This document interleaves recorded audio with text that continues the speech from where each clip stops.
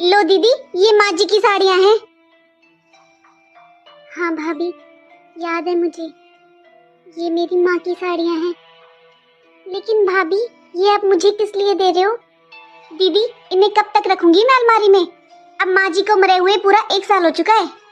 पहले मैंने सोचा दीदी, इन साड़ियों को काम वाली को दे देती हूँ या किसी को जरूरत हो उसको। फिर मैंने सोचा एक बार आपसे पूछ लेती हूँ, आपको चाहिए तो। क्योंकि दीदी अब इनका करना ही क्या है, पड़े पड़े घर में जगह ही घेर रही हैं।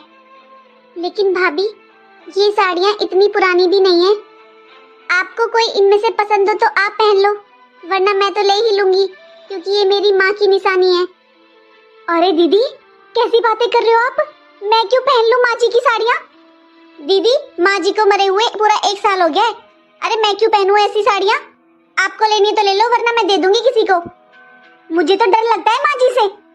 भाभी, ये जो गले में आपने सोने का हार पहना हुआ है, ये भी तो शायद मम्मी का ही है ना? और जब मम्मी खत्म हुई थी तो उनके कानों में जो झुमके थे, वो भी तो शायद आपके पास ही है ना भाभी? हाँ दीदी, मैंने बहुत संभाल कर रखे हुए हैं। अच्छा भाभी, वो भी दे दो मुझे। नहीं दीदी, वो मैं आपको नहीं दे सकती। अरे सास के गहनों पर बहू का अधिकार होता है। आखिर मेरे पास भी तो माँ जी की कोई निशानी रहनी चाहिए। अरे मेरी वो सास नहीं, माँ थी, उनकी भी कोई निशानी मेरे पास होनी चाहिए ना दीदी। इसलिए दीदी, वो तो मैं नहीं दूंगी। दीदी, आप ये साड़ी ले लीजिए और इनको रोज बदल बदल कर पहनना आप।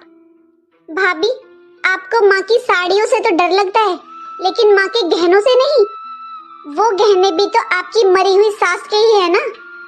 भाभी, अगर गहनों के अलावा माँ का कोई और भी फालतू सामान हो ना, तो वो भी दे देना मुझे, मैं अपने पास रख लूंगी संभाल कर।